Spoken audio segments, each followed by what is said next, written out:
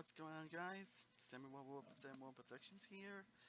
I'm back here with a horror movie review. Of course, this is the mother spooks and everything. Of course, I gotta do a few horror-related content. I do plan on doing this along with discussing all the Candyman movies and maybe a couple other movie reviews along. And I'll be ending the month with doing a ranking on my 10 favorite horror franchises and working on a very popular horror franchise that you like. Hopefully, I can beat by the end of the month. You'll see what I mean when I get to it.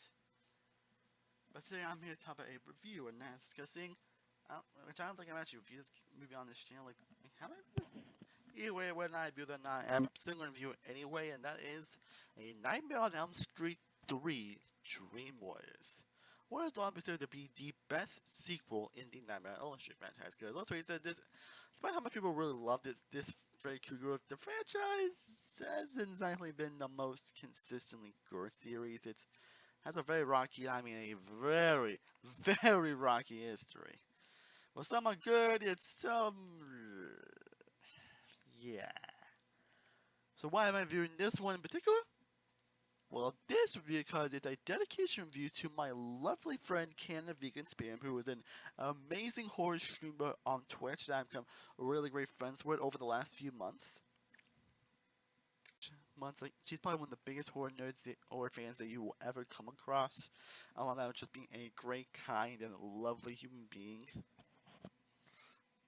And if you're not checked her out, I would definitely highly recommend it. I will leave her Twitch link down in the description, and she's also become my first. And the reason I'm also thanking is to her is because she has become my first.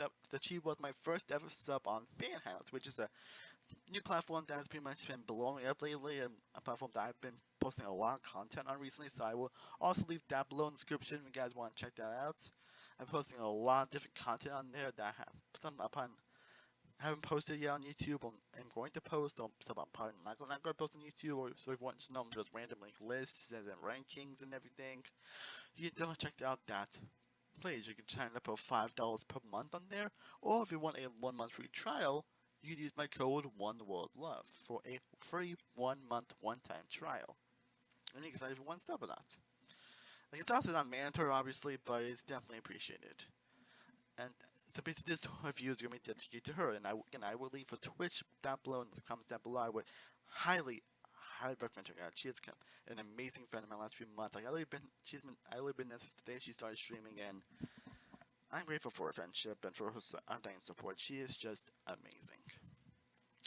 So anyways, let's talk about Nightmare on Elm Street 3 Dream Wars, which is, again, arguably what is the best sequel in the Nightmare on Elm Street series, and for damn good reason.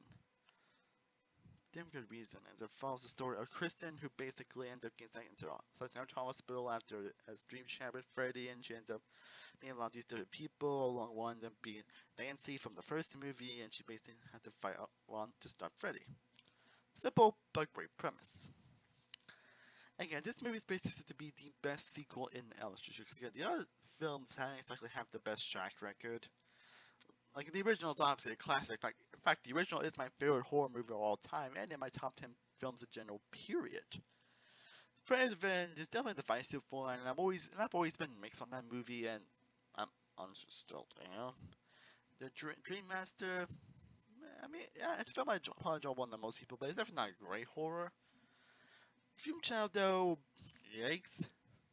Freddy's Death Found Nightmare, I honestly regret not putting that movie in my top 10 worst horror movies list. I don't know if I did put it on there, but if I didn't, it probably would not be up there, honestly. But you also do have New Nightmare and Favorite Jason, which are both fantastic movies, in my opinion, especially in Nightmare.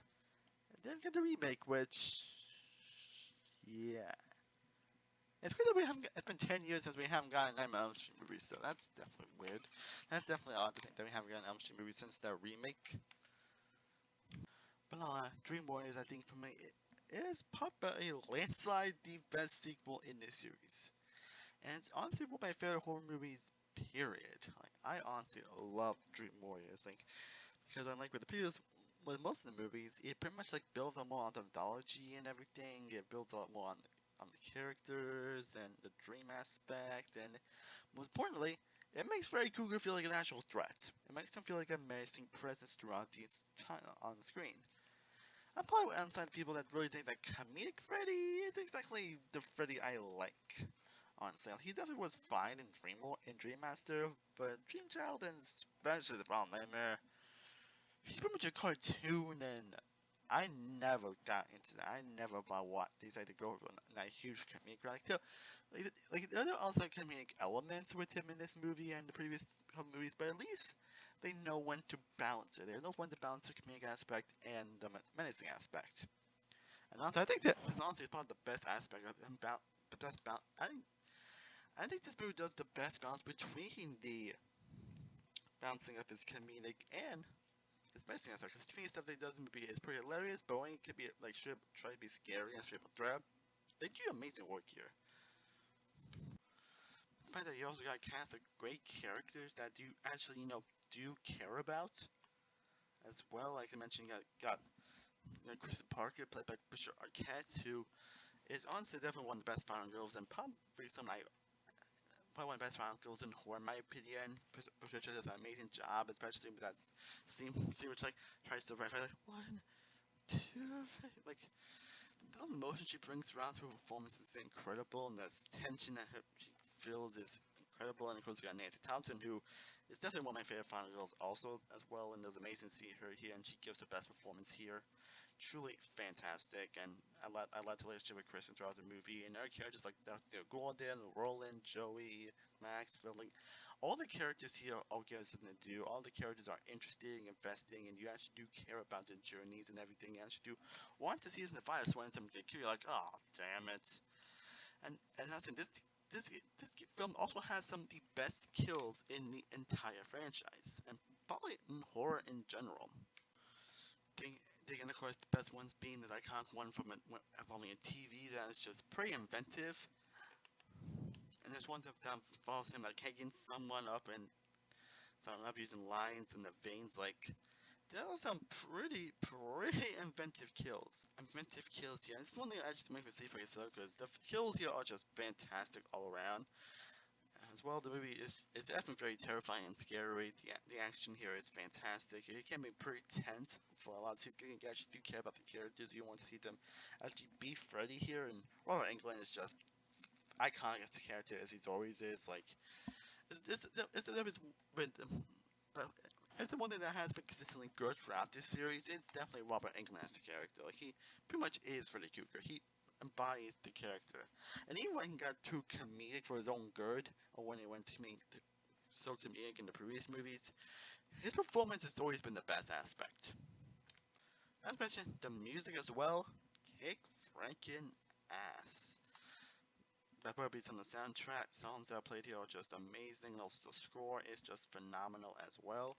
The directing is fantastic. The writing is great and creative. The performances are fantastic. Everyone gives their freaking A game here in this movie. This is basically what a horror sequel pretty much strive to be and pretty much should do. Build a lot of what makes the original so great, and also build a lot of the aspects and build on the methodology, on the dream aspect, and all that stuff. And a lot of stuff they do is pretty much so inventive and creative. Like I wish more horror sequels kind of go for that route and trying to be more creative and inventive. And honestly, I remember when I watched this movie a few years ago. Actually, I think it was years ago when I first watched this movie because I don't think I've really seen their sequels. For the Island, it's all the original and the remake, and maybe it's a little bit of the second one. But I don't think I actually watched the entire movies. And me, Dream Warriors, I think is fantastic all around. I absolutely adored Dream Warriors so freaking much. Again, I still don't know if I end up reviewing it. If I have, let me know. But I wanted to do this video anyway because I love discussing this movie. I love discussing how amazing this movie is. It is a fantastic horror sequel. It has amazing directing, fantastic writing, fantastic characters, phenomenal performances, great kills, great scares, very terrifying, and just an all-around blast to watch. But again, also pretty terrifying. So I'm definitely going to give Dream Warriors a 108 plus. Truly a phenomenal film, in my opinion. Okay, that's my thoughts on Dream Warriors. Let me know down below in the comment section what are your thoughts on Dream Warriors. If you guys have seen it, I would definitely love to know. Let me know what your thoughts on the whole franchise in general. I think last year before, I did do a ranking on the series, so if you guys want to check that out, I'll probably link that video link down below in the description. And again, feel free to check out canofvegamspam. This is for her. I'm taking this video for her as well, for being an amazing supporter and for being my first sub on fanhouse. I will leave a link down below in the description. Definitely check her out. I have a lot more horror content coming away very soon, so you love that. I am Sam One Will of Sam One Productions. I will see you guys next time, and as always, stay cool, everybody. Peace.